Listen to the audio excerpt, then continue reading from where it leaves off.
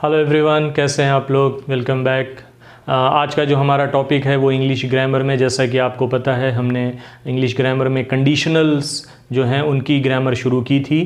Conditional का मतलब होता है शर्त, जो इससे पहले मैंने वीडियो बनाया था जिसमें हमने उनके टाइप्स पढ़े, कैसे उसको लिखा जाता है, किस तरीके से उसमें सेंटेंसेस का अरेंजमेंट होता है, क्या उसकी डेफिनीशन होती है। इन सारी चीज़ों को हमने अपने इससे पहले वाले वीडियो में, जो कंडीशनल की सीरीज़ है, उसमें हमने डिस्कस किया था। ओके, आज का जो हमारा वीडियो है वो उन्हीं टाइप्स को, जैसे कि मैंने प्रॉमिस किया था कि जो टाइप्स हैं 0 to 3, like 0 conditional, first conditional, second और थर्ड कंडीशनल, उन्हीं को हम आगे डिस्कस करेंगे प्रॉपर तरीके से, ताकि वन बाय वन आपको चीज़ें उसमें से समझ में आ जाएं। सो उसी चीज़ को आज आगे लेकर के चलते हैं। इंग्लिश ग्रामर में हमने कंडीशनल शुरू किया था।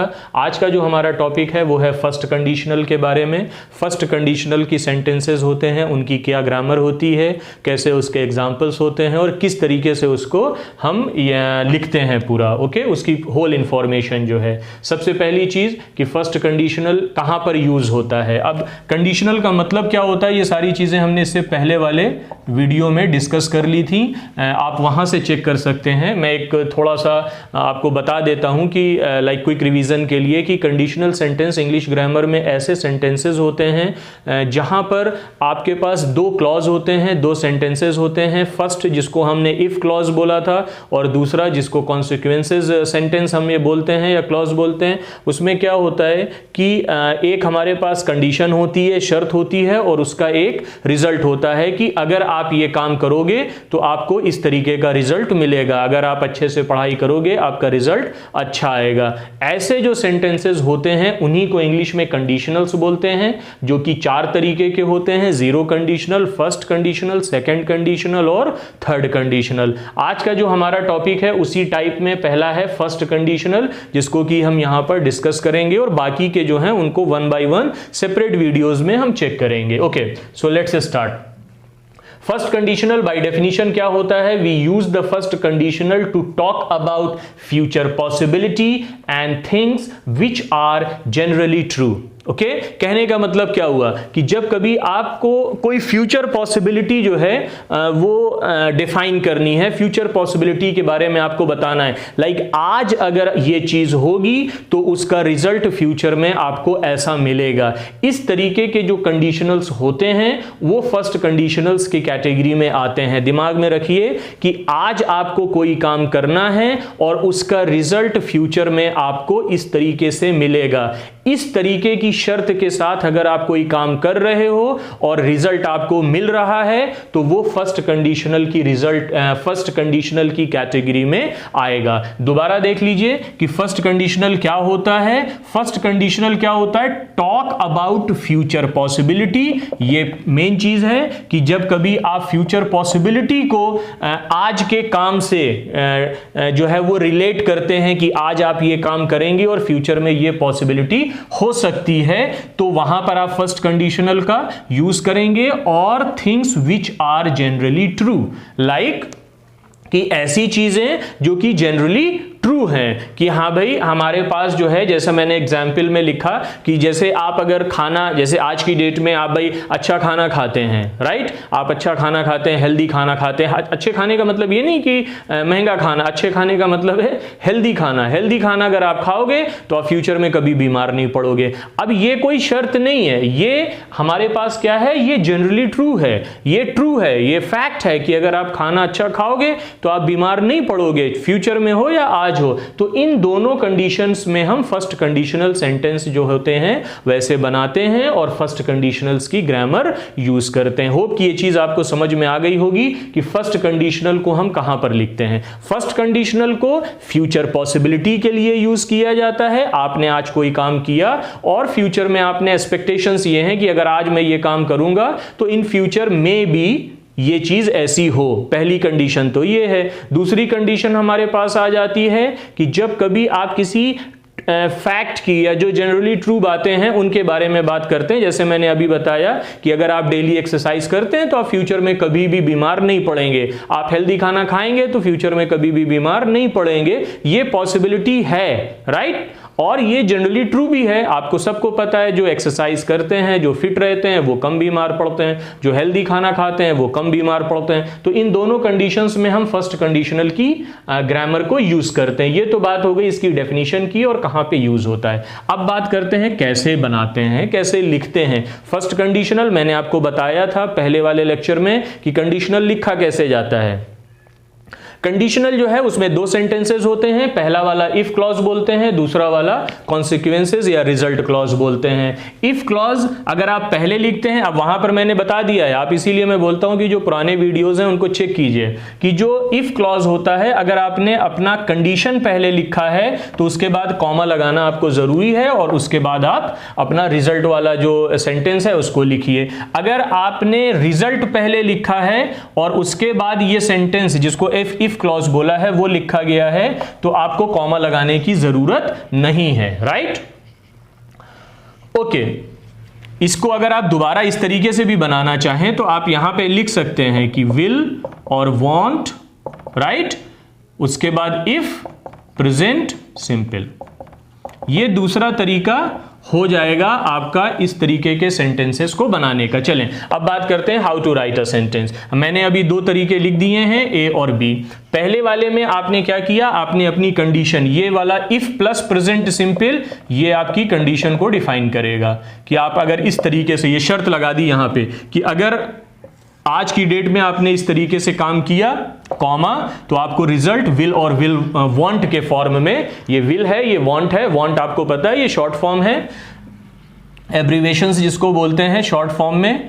लाइक ये जो है ये क्या लिखा है, ये विल नॉट, वांट करके लिखते हैं। ओके, दूसरा कंडीशन क्या है, दूसरा तरीका क्या है कि पहले आपने अपना रिजल्ट लिखा, विल और वांट वाली ग्रामर लिखी, इफ लिखा, उसके बाद आपने शर्त लगा दी। तो ये दोनों तरीके से ये सेंटेंसेस जो है वो बनाए जा सकते हैं। अगर यहां से आपको थोड़ा सा भी कंफ्यूजन है तो एग्जाम्पल चेक करते हैं, एग्जाम्पल से आपको ये दोनों चीजें जो है वो समझ में आ जाएंगी, राइट? मैंने दो एग्जाम्पल लिखे हुए हैं।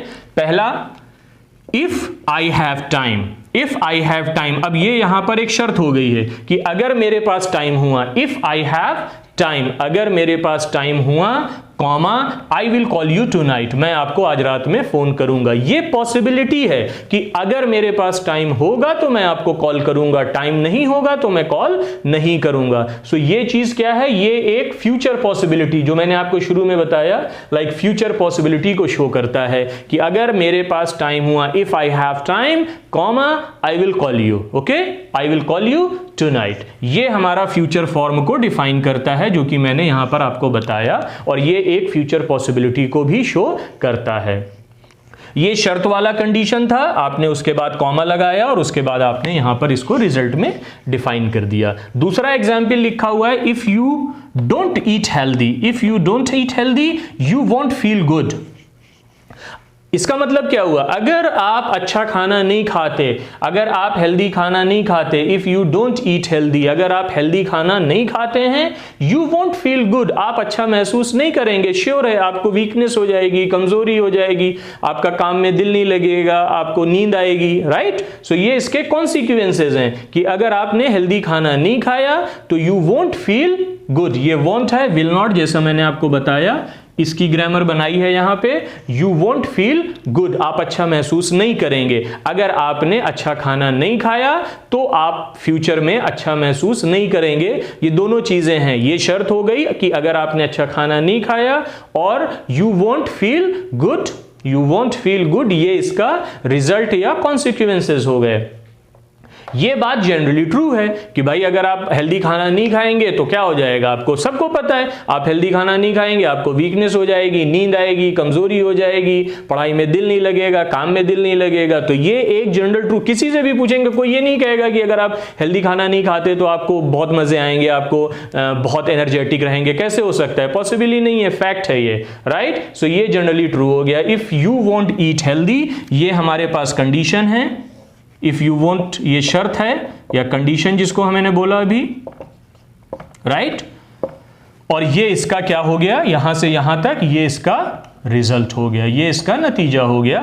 और यहां पर एक कॉमा जो है वो लगा है, क्यों? क्योंकि हमने अपना सेंटेंस इफ से स्टार्ट किया था। अब इसको आप रिवर्स भी कर सकते हैं।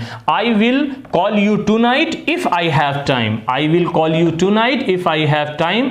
फर्क ये आ जाएगा कि जब आप इसको रिवर्स करेंगे तो कॉमा वहां से हट जाएगा, राइट? ओके, ये बात हो गई इनके एग्जाम्पल्स की। होप कि ये दोनों एग्जाम्पल आपको समझ में आ गए होंगे। यहां पर एक नोट है जो कि काफी इंपॉर्टेंट है, इसको मैंने यहां पर इंक्लूड किया हुआ है। We never use a future form in if clause. हमेशा याद रखिए कि फर्स्ट कंडीशनल सेंटेंस लिखते टाइम, बनाते टाइम जो कंडीशनल क्लॉज होता है, इफ क्लॉज होता है, वो कभी भी फ्यूचर फॉर्म में नहीं लिखेंगे आप। Future form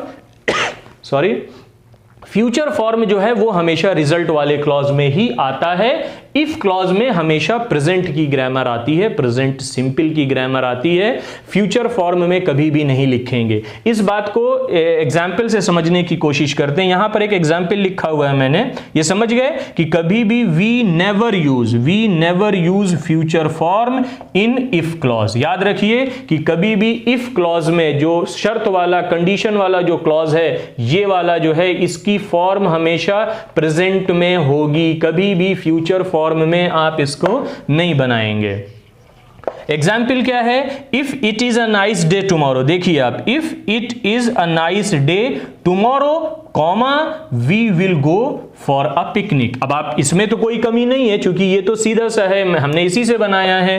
if it is, आप देखें इज की ग्रामर है, प्रेजेंट सिंपल की ग्रामर है। If it is a nice day tomorrow we will go for a picnic. अगर कल का दिन जो है वो अच्छा हुआ तो हम क्या करेंगे? हम पिकनिक में जाएंगे, राइट? अब आप इसको इस तरीके से सोचें कि अगर आप लिख दें if it will be a nice day, आप इसको ऐसे भी तो लिख सकते हो ना, प्रेजेंट फ्यूचर इंफॉर्मेशन है, विल बी की grammar without verb, right? If it will be a nice day, अगर कल का दिन अच्छा होगा तो हम पिकनिक पे जाएंगे। अब यहां पर गलत हो गया, क्यों? क्योंकि इफ के साथ कभी भी आप फ्यूचर की ग्रामर को यूज नहीं करेंगे।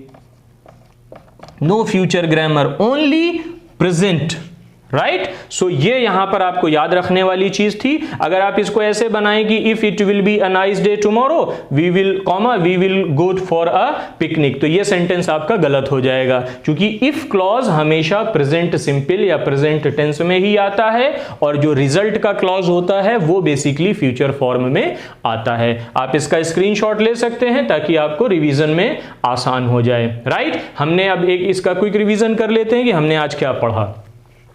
इंग्लिश ग्रामर में हमने कंडीशनल शुरू किया है जिसमें टॉपिक हमारा था फर्स्ट कंडीशनल। हम टाइप्स ऑफ कंडीशनल पढ़ रहे हैं जिसमें हमारा पहला था फर्स्ट कंडीशनल। कंडीशनल मतलब होता है शर्त। यहां पर इसकी डेफिनेशन है कि फर्स्ट कंडीशनल का यूज हम दो कंडीशन में करते हैं, जब कभी फ्यूचर पॉसिबिलिटी की बात करनी हो या कोई चीज जो कि जनरली ट्रू हो। कैसे बनाते हैं मैंने लिख दिया है, यहां पर दो क्लॉज हैं, पहला कंडीशनल क्लॉज है या इफ क्लॉज है, दूसरा उसका रिजल्ट है। इफ प्रेजेंट सिंपल की ग्रामर आएगी, कॉमा आएगा, विल और वांट की ग्रामर आएगी। ये प्रेजेंट टेंस में है, ये फ्यूचर टेंस में है। इसको आप जब रिवर्स करके लिखेंगे, विल और वांट की ग्रामर पहले लिखेंगे, इफ लिखेंगे, प्रेजेंट सिंपल लिखेंगे। इसमें और इसमें फर्क इतना है कि ऊपर वाला मैंने आपको बताया है नोट रिमार्क पहले वाले वीडियो में कि जब कभी कंडीशनल आप इफ से शुरू करते हैं तो कॉमा आता है, अगर आप रिजल्ट वाले से शुरू करते हैं तो कॉमा नहीं आता है। एग्जाम्पल में दो चीजें हैं, if I have time I will call you tonight, ये फ्यूचर पॉसिबिलिटी को शो करता है। If you don't eat healthy you won't feel good, ये रिजल्ट, ये जनरली ट्रू सेंटेंस है। इसको भी जो है वो कंडीशनल में, फर्स्ट कंडीशनल में हमने इंक्लूड किया है। एक नोट मैंने आपको बताया जो कि काफी इंपॉर्टेंट है, यहां पर स्टार लिखा हुआ है। स्टार का मतलब है कि थोड़ा सा इंपॉर्टेंट तो है ही। We never use a future form in the if clause.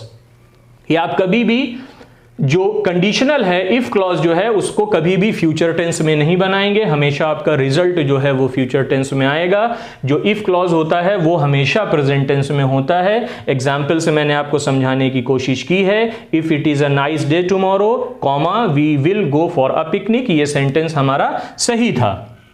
उसका रीजन क्या है कि जो इफ क्लॉज का जो हमने सेंटेंस लिखा है वो इज के साथ बनाया है, प्रेजेंट सिंपल में बनाया है। अगर इसी सेंटेंस को आप if it will be a nice day tomorrow अगर आप फ्यूचर में बनाएंगे और इसके साथ ये रिजल्ट लिखेंगे तो ये सेंटेंस हमारा गलत हो जाएगा। रीजन ये है कि जो इफ क्लॉज होता है फर्स्ट कंडीशनल में कभी भी फ्यूचर फॉर्म में हम उसको नहीं बनाते हैं, राइट। सो ये टॉपिक हमारा यहां पर खत्म होता है।